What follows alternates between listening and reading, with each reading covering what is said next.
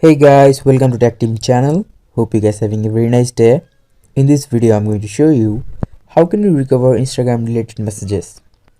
So to recover deleted Instagram messages, at first just launch Instagram.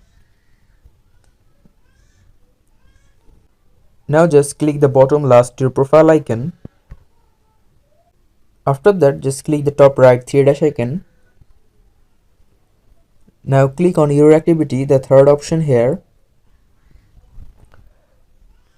Now clicking there, just scroll and here you can see the last option, download the information. Click on it.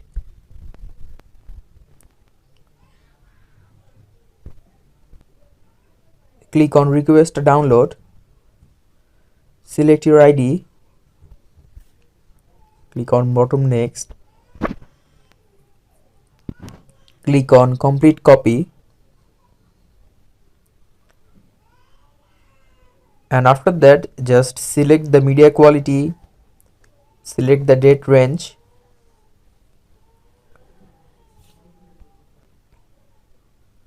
select the delivery method here, type your email address, and after that just submit request.